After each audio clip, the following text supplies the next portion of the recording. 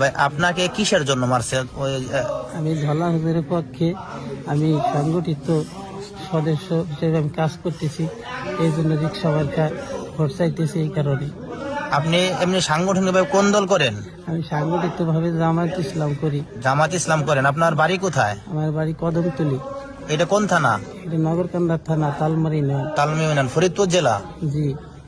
আচ্ছা ঠিক আছে। তো আপনাকে মানলো আজকে যে আমরা দেখতেছি যে আপনাকে মায়েরা এখানে রক্তাক্ত করছে, অনেক কোভিড দাগ দেখতেছি, শরীরে অনেক হাতুড়ি দেওয়া অনেক মারছে আমরা দেখতেছি, আর পুরো খাতা দেওয়া শরীর ঢাকা।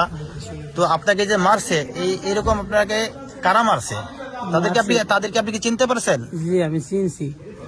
কে মারছে? আমাদের গ্রামে রাশেদ মোল্লা আর মিলন। রাশেদ মোল্লা যে মারছে, রাশেদ মোল্লার বাবার নাম কি? রতন মোল্লা। ওনাদের বাড়ি হচ্ছে কদমতলী। জি। আর কে বলে? রতন মোল্লা। রতন মোল্লা রাশেদের বাপ। ওনাদের বাড়ি কোথায়? এদের বাড়ি কদমতলী। আর একজন হলো মিলন শেখ, তার বাপের নাম নয়ন শেখ। ও, তো আপনাকে যে মারলো, আপনি যে ওইখান থেকে আসলেন, আপনাকে কেউ উদ্ধার করছেন? আপনি একা একা আসতে পারছেন? আপনাকে কি কোনো সেন্স ছিল নাকি? আমার কোনো সেন্স ছিল না, আমাকে অনেকজন নিয়ে এসেছে। কিভাবে আমি বলতে কে আনছে আপনি এটা বলতে পারেন? জি না।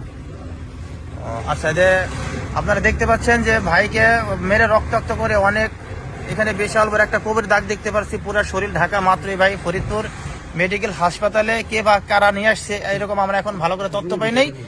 আপনারা দেখছেন যে এখানে আমাদের ফরিদপুর 2 নগরকান্দা সালথার গণমানুষের নেতা আমাদের মৌলানা শাহ আকরাম আলী সাহেব হুজুর, এখন রাত্র বাজে প্রায় 11-11:30 মতো।